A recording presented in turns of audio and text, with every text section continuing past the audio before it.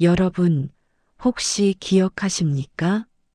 자식의 번듯한 결혼식 날 가장 구석진 자리에 앉아 연신 소매 끝을 만지작거리던 한 남자의 뒷모습을요. 강남의 한 화려한 예식장, 판사 아들의 결혼식이 열리던 날 주인공 판수 씨는 식장 안으로 들어가지 못했습니다. 평생 생선 괴짝을 나르며 몸에 배어버린 그 지독한 비린내가 혹시나 아들의 앞날에 누를 끼칠까봐 그는 화장실 구석에서 찬물로 손만 연신 씻어냈습니다. 아이고, 이 손마디는 왜 이리 툭 붉어져가지고 이 냄새는 와 이리 안 빠지노. 우리 아들 오늘 참말로 예뻐야 하는디. 손마디가 툭 붉어진 거친 손으로 그는 아들이 사준 새 양복 대신 10년 된 낡은 양복, 아랫목을 쓸어내립니다. 굽어버린 허리는 펴질 줄 모르고 평생 아들을 위해 기둥이 되었던 남자의 어깨는 이제 한없이 작아져 있습니다. 우리는 모두 누군가의 자식이었고 이제는 누군가의 부모가 되었습니다. 오늘 이 이야기는 세상에서 가장 낮은 곳에서 세상에서 가장 높은 기둥을 세운 한 아버지의 눈물겨운 기록입니다. 당신이 잊고 살았던 혹은 차마 전하지 못했던 그 진심, 지금부터 그 시린 계절의 기록을 시작합니다. 끝까지 함께해 주십시오. 당신의 가슴 속에 묻어둔 그 이름, 아버지를 만나게 될 것입니다. 사람들은 말합니다. 새벽은 희망의 시간이라고요. 하지만 1970년대 부산 자갈치 시장에 판수에게 새벽은 희망이 아니라 생존을 위해 몸부림쳐야 하는 짐승의 시간이었습니다. 새벽 3시 반, 판수는 아내의 잠을 깨울까봐 숨을 죽인 채 방을 나섭니다. 부엌 바닥에 놓인 식은 보리밥 한 덩이를 물에 말아 꾸역꾸역 목구멍으로 밀어넣습니다. 된장 하나 찍어 먹을 여유도 없습니다. 그저 허기를 면해야 지게를 질 수 있으니까요. 어이구, 손마디가 또 이리 부었네. 어제보다 더 춥구마. 그래도 가야지. 우리 정우 책값 벌러 가야지. 시장에 도착하면 판수는 거대한 나무 지게를 등에 집니다. 지게 위에는 물을 가득 머금은 생선 괴짝 4개가 올라갑니다. 무게만 80kg. 판수의 몸무게보다 무겁습니다. 한 걸음 내디딜 때마다 지게 작대기가 비명을 지르고 판수의 무릎뼈는 서로 부딪히며 둔탁한 소리를 냅니다. 조금만 더. 저기 전봇대까지만 가면 된다. 판수야, 네가 무너지면 정우도 무너진다. 네가 기둥이다. 네가 이 집 기둥이야. 어깨를 파고드는 가죽끈 위로 생선에서 빠져나온 짠물이 스며듭니다. 진물은 살점이 따가워 비명이 터져 나올 법도 하지만 판수는 입술을 꽉 깨물어 피를 냈을지언정 소리는 내지 않았습니다. 그에게 이 통증은 자식을 향한 훈장이었기 때문입니다. 사고는 예기치 않게 찾아왔습니다. 비에 젖은 시장 바닥은 얼음판보다 미끄러웠죠.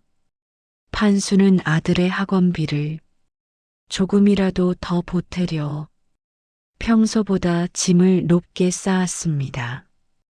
순간 발끝이 엇갈리며 몸이 공중으로 붕 떴습니다. 안 돼. 내 고기 웃자노. 이거 팔아야 우리 아들 공부시키는데.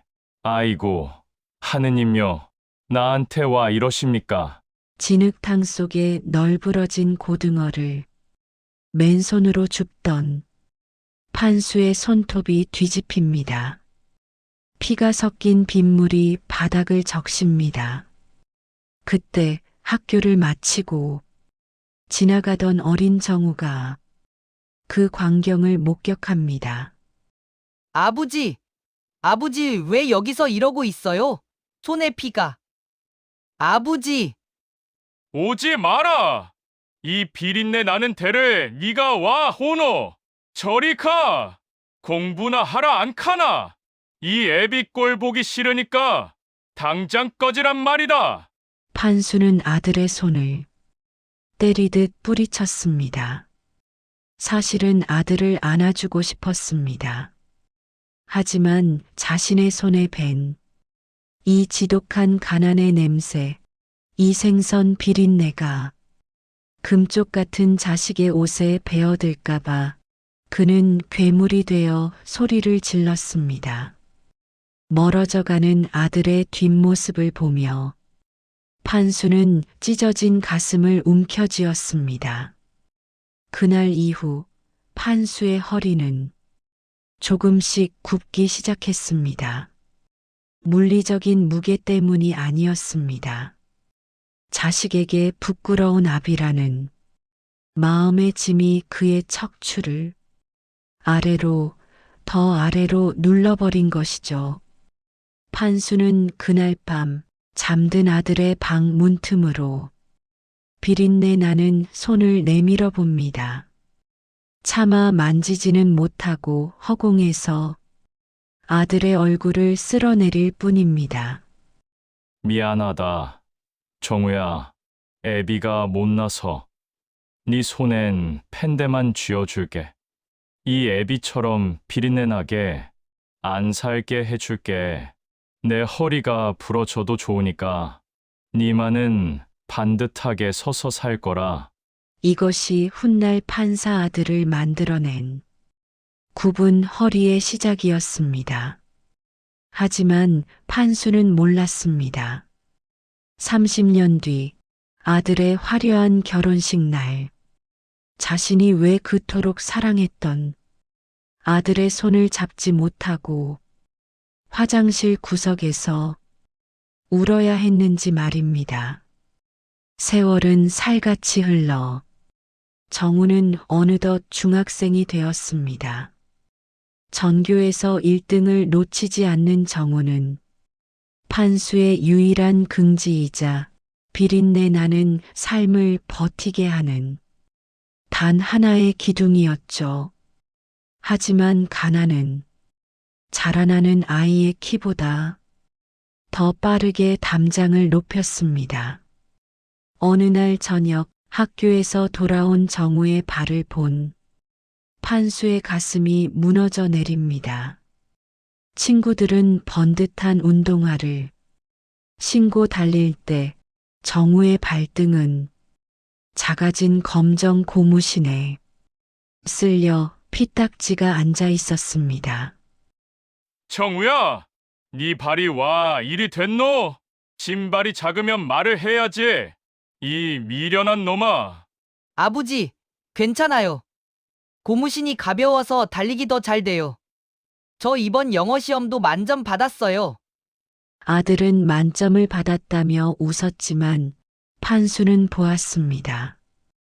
정우의 책가방 속 남들이 다 가진 영어 참고서가 없어 친구의 책을 빌려 손으로 베껴 쓴 낡은 공책을요. 그날 밤 판수는 잠을 이룰 수 없었습니다. 지게질 일당으로는 입에 풀칠하기도 빠듯했으니까요. 다음 날 새벽 자갈치 시장에 기록적인 폭풍우가 몰아쳤습니다. 배들은 묶였고 일거리는 끊겼습니다. 하지만 판수는 지게를 놓지 않았습니다. 아니, 놓을 수 없었습니다. 오늘 저녁엔 반드시 정우의 손에 그 두꺼운 영어 책을 쥐어줘야 했으니까요. 어이, 판수 씨 미쳤나? 이 바람에 지게 졌다가는 파도에 휩쓸려 죽어. 오늘 공쳐도 아무도 뭐라 안 해. 상관없소. 뭐든 시켜만 주이소. 저 바다 건너 섬마을로 들어갈 식량 괴짝 내가 나르겠소. 돈만 곱절로 주이소. 판수는 미친 듯이 일했습니다. 파도가 배를 집어삼킬 듯 덮쳐와도 그는 미끄러운 갑판 위에서 괴짝을 짊어지고 버텼습니다. 그러다 사고가 터졌습니다. 배가 크게 요동치는 순간 지게 작대기가 부러지며 판수가 갑판 모서리에 머리를 찍고 만 것입니다. 정신이 혼미해지는 와중에도 판수의 손은 품 안을 더듬었습니다. 오늘 일당을 가불에 미리 사둔 정우의 영어 참고서가 젖을까봐 자신의 낡은 겉옷으로 꽁꽁 싸맸습니다. 머리에서 흐른 피가 책 표지에 스며들었지만 판수는 그저 허허 웃었습니다. 됐다, 이제 됐다. 우리 정우, 이제 남의 책 안 빌려봐도 된다. 밤늦게 귀가한 판수는 머리에 붕대를 감은 채 공부하다 잠든 정우의 머리맡에 책을 내려놓았습니다. 피가 묻어 얼룩진 영어책. 다음 날 아침 그 책을 발견한 정우는 통곡했습니다. 책장마다 배어있는 비린내와 아버지의 핏자국이 무엇을 의미하는지 너무나 잘 알았기 때문입니다. 아버지, 나 영어 공부 안 해도 돼요. 나 성공 안 해도 되니까. 아버지 아프지 마요, 제발. 판수는 거실 너머로 아들의 울음소리를 들으며 묵묵히 내일 나갈 지게 작대기를 손질했습니다. 그의 허리는 이제 눈에 띄게 휘어지기 시작했습니다. 하지만 그 굽은 허리 위로 아들의 미래가 조금씩 세워지고 있었습니다. 하지만 시련은 여기서 끝이 아니었습니다. 판수가 그토록 지키고 싶었던 정우에게 예상치 못한 비극이 찾아옵니다. 판사가 되기도 전에 정우를 무너뜨릴 뻔한 그 사건, 그리고 아들을 구하기 위해 판수가 내던진 마지막 자존심은 무엇이었을까요? 세월은 야속하게 흘러 어느덧 정우는 법대생이 되었습니다. 판수의 허리는 이제 기역자로 굽어 땅만 보고 걷는 노인이 다 되었습니다. 하지만 정우가 고시 공부를 시작했다는 소식에 판수는 달아 없어진 무릎 연골의 통증도 잊은 채 다시 지게를 짊어집니다. 아야야, 요놈의 무릎이, 와, 일이 말썽이고. 정우야, 니는 걱정 마라. 애비가 아직은 이 지게 하나는 거뜬하다. 법전인지 뭔지 그 두꺼운 책, 애비가 다 사줄게. 정우의 2차 시험을 앞두고 고시원비와 책값이 평소보다 2배는 더 필요해진 달이었습니다. 시장 경기는 최악이었고 판수가 나를 짐은 갈수록 줄어들었습니다. 다급해진 판수는 평소 악질로 소문난 냉동 창고 주인 박 씨를 찾아갑니다. 판수 씨, 이 굽은 허리로 냉동창고 얼음 괴짝을 옮기겠다고? 사고 나면 내 책임 아니야. 대신 일당은 절반만 가져가. 하기 싫음 관두고. 아이고, 사장님, 절반이라도 하겠습니다. 시켜만 주이소 제발요. 영하 20도의 냉동 창고. 판수는 지게도 없이 맨몸으로 얼음 덩어리를 옮깁니다. 면장갑 사이로 스며든 냉기가 손가락 마디마디를 얼려버립니다. 손가락은 감각을 잃고 시퍼렇게 변해갔지만 판수는 머릿속으로 아들이 법복을 입은 모습만 그렸습니다. 얼어붙은 손이 미끄러지며 그만 값비싼 냉동 참치 괴짝을 떨어뜨리고 말았습니다. 박 씨는 기다렸다는 듯 달려와 판수의 멱살을 잡았습니다. 이 노인네가 진짜 이거 한 상자가 얼마짜린 줄 알아? 오늘 일당은커녕 그동안 준 돈 다 내놔. 아니 무릎 꿇고 빌던가. 시장 사람들 모두가 지켜보는 광경이었습니다. 한평생 정직하게 살아온 판수였습니다. 하지만 그는 망설이지 않았습니다. 잘못했심더 사장님. 제발 일당만은 우리 아들 시험 공부해야 함더. 이 돈 없으면 우리 아들 밥 굶심더. 제발요. 굽은 허리를 더 깊게 숙여 바닥에 머리를 찢는 판수. 그 광경을 마침 아버지를 찾아 시장에 왔던 정우가 목격합니다. 아버지가 지키려 했던 건 자신의 자존심이 아니라 아들의 꿈이었다는 것을 정우는 온몸으로 깨닫습니다. 그날 밤 판수는 퉁퉁 부어 감각이 없는 손에 볼펜을 끼우고 정우에게 편지를 씁니다. 손마디에 박힌 생선 가시와 얼음 상처가 쓰라려 글씨는 삐뚤빼뚤합니다. 정우야, 애비는 괜찮다. 시장 사람들은 다 정이 많아서 나를 도와준 거다. 니는 굽은 것 보지 말고 오직 앞만 보고 똑바로 걸어가라. 네가 반듯하게 서 있으면 애비 허리는 하나도 안 아프다. 정우는 아버지의 그 가시 박힌 손을 잡고 밤새 울었습니다. 그리고 다짐했습니다. 이 세상에서 가장 낮은 곳에서 자신을 받쳐준 저 굽은 허리를 위해 반드시 세상에서 가장 정의로운 판사가 되겠노라고요.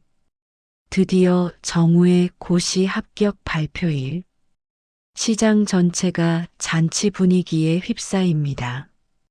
하지만 호사다마라고 했던가요?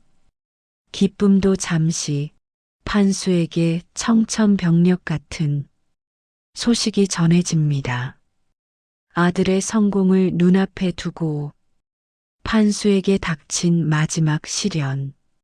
다음 사부에서는 아들의 임용식 날, 판수가 병원 응급실로 실려가게 된 숨겨진 이유, 그리고 아들의 결혼식을 앞두고 판수가 스스로 그림자가 되기로 결심한 가슴 아픈 사연이 이어집니다.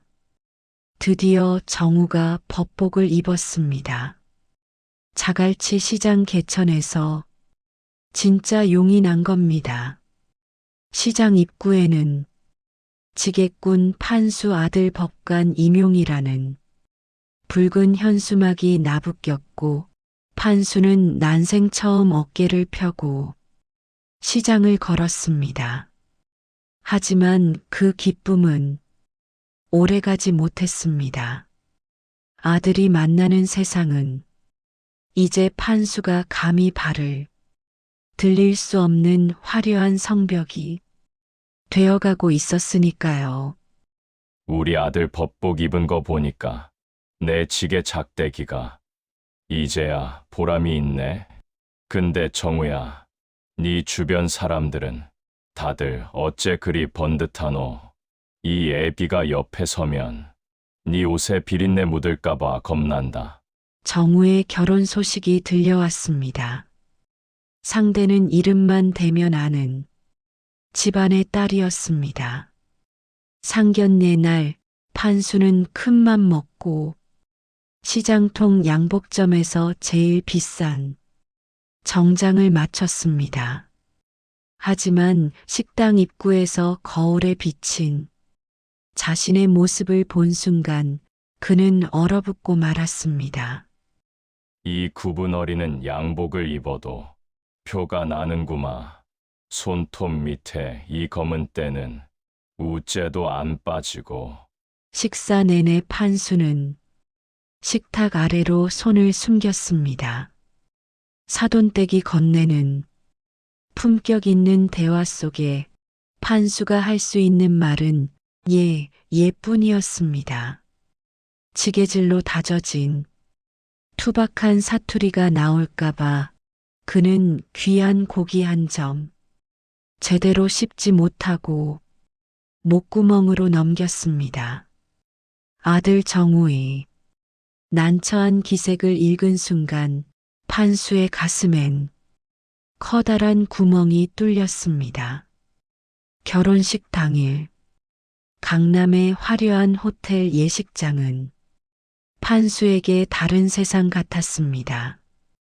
사돈댁 하객들은 고위 관직자들과 부유층이었고 그들의 화려한 옷차림 사이에서 판수는 마치 길을 잃은 아이 같았습니다. 어머, 저분이 신랑 아버님이야? 허리가 왜 저렇게 굽으셨대? 평생 무슨 일을 하셨길래? 그 말을 들은 판수는 예식장 안으로 들어갈 수가 없었습니다.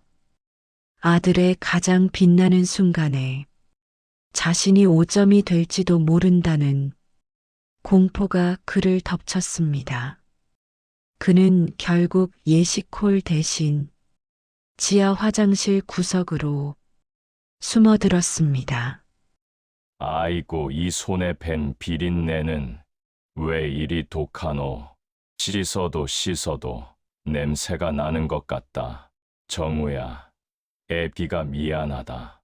네 옆에 당당하게 서주지 못해서 내 같은 놈이 네 애비라서 참말로 미안하다. 식장 안에서는 신랑 입장 소리가 들려왔지만 아버지는 변기 뚜껑을 덮고 앉아 입을 틀어막고 울었습니다. 식이 끝나갈 무렵 판수는 몰래 예식장 문틈으로 아들의 뒷모습을 지켜보았습니다. 번듯한 아들의 등 뒤로 자신의 굽은 허리가 겹쳐 보였습니다. 판수는 축의금 명부에도 이름을 올리지 않은 채 조용히 호텔을 빠져나왔습니다. 그리고 다시 자갈치 시장으로 향하는 완행버스에 몸을 실었습니다. 버스를 타고 내려오는 길 판수의 주머니 속 휴대폰이 울립니다. 아들 정우의 전화였습니다. 하지만 판수는 전화를 받지 못하고 창밖만 바라봅니다. 그런데 그때 판수가 앉은 좌석 밑으로 툭 하고 무언가 떨어집니다.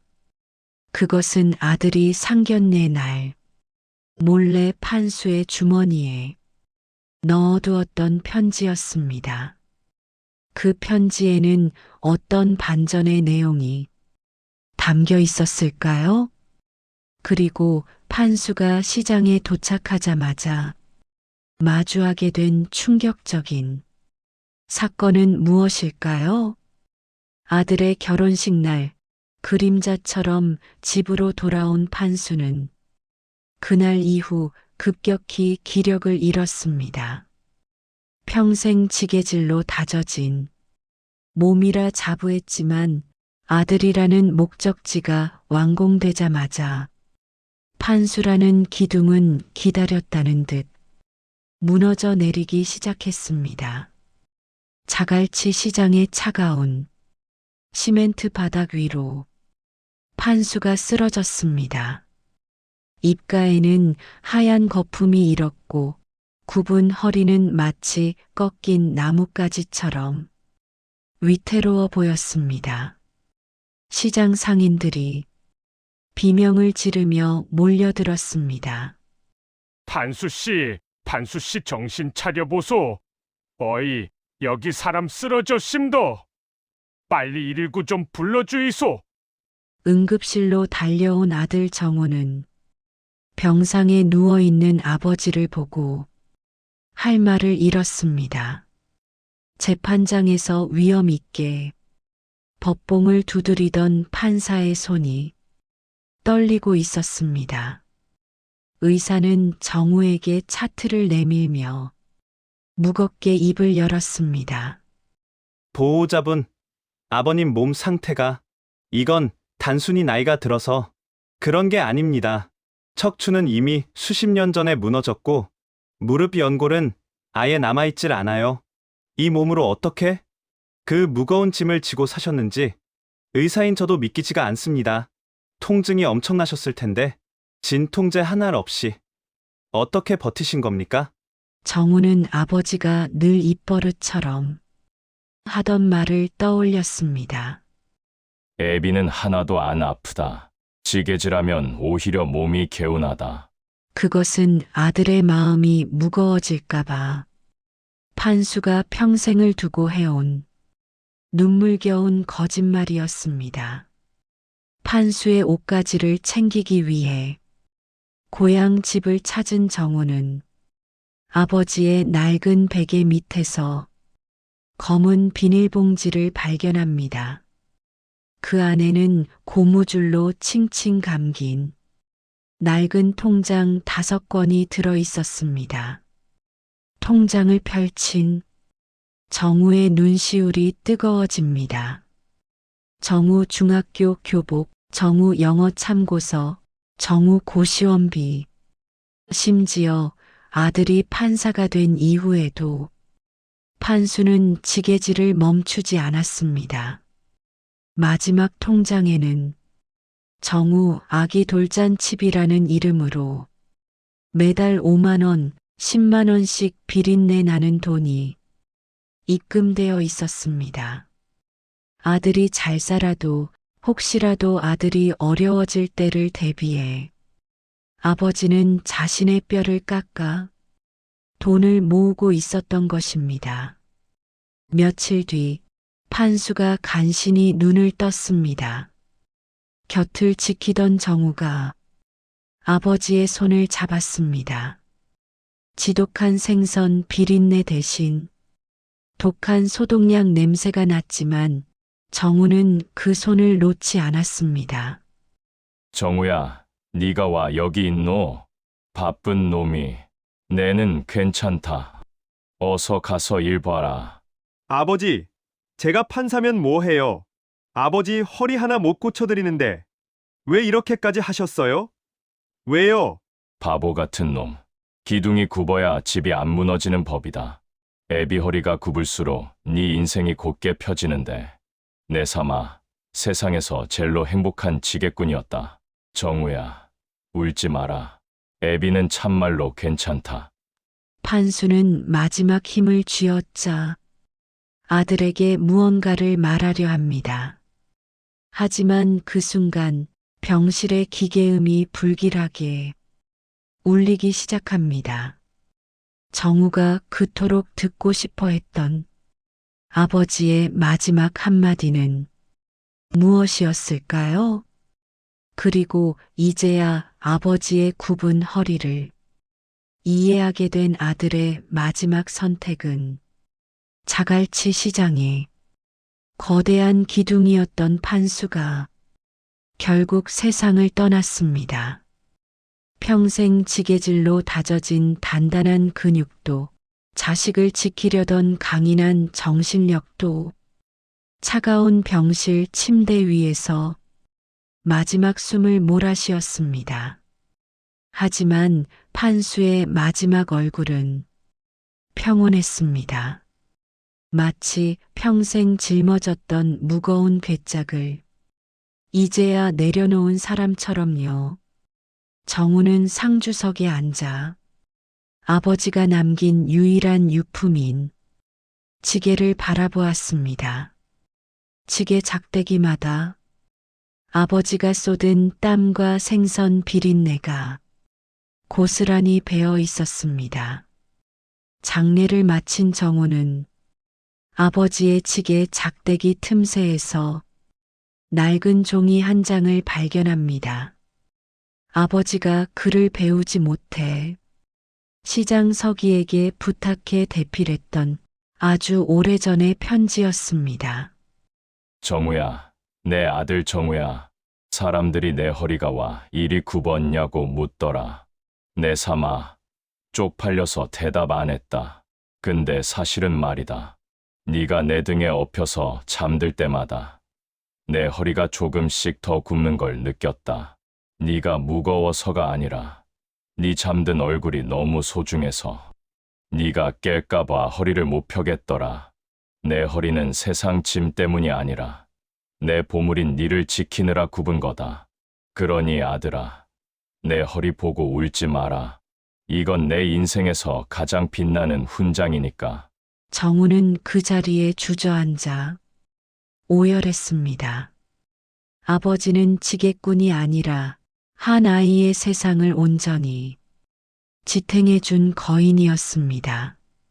49제를 마친 날 정우는 법복 대신 아버지가 입던 낡은 작업복을 입었습니다. 그리고 아버지의 지게를 등에 짊어지고 자갈치 시장으로 향했습니다. 단 10분을 걸었을 뿐인데 어깨가 끊어질 듯 아파왔고 무릎이 꺾였습니다. 정우는 그제야 깨달았습니다. 아버지는 이 고통을 30년 동안 행복이라는 이름으로 견뎌왔다는 것을요. 정우는 시장 한복판에서 지게를 짊어진 채 하늘을 향해 외쳤습니다. 아버지, 이제 이 지게 제가 짊어질게요. 아버지가 세워주신 이 기둥 절대로 무너뜨리지 않고 반듯하게 살게요. 사랑합니다, 아버지. 지금도 자갈치 시장에 가면 굽은 허리로 생선을 나르는 수많은 판수들이 있습니다. 그분들의 굽은 등은 가난의 상징이 아니라 우리 세대를 밀어올린 위대한 디딤돌입니다. 여러분의 부모님은 지금 어떤 모습으로 계신가요? 혹시 바쁘다는 핑계로 그분들의 굽은 허리를 모른 척하고 계시진 않나요? 오늘 밤 전화 한 통 걸어보세요. 아버지, 고생 많으셨어요. 이 한마디가 그분들에겐 평생의 통증을 잊게 하는 최고의 약이 될 것입니다. 오늘 이야기가 여러분의 가슴에 작은 울림을 주었다면 구독과 좋아요를 눌러주세요. 여러분의 응원은 우리 시대 부모님들이 따뜻한 이야기를 계속 기록해 나가는 큰 힘이 됩니다. 지금 댓글창에 아버지 혹은 어머니 3글자를 남겨주세요. 함께 추억을 나누고 서로를 위로하는 따뜻한 공간을 만들고 싶습니다. 지금까지 시니어 감동 오디오북이었습니다. 시청해 주셔서 감사합니다.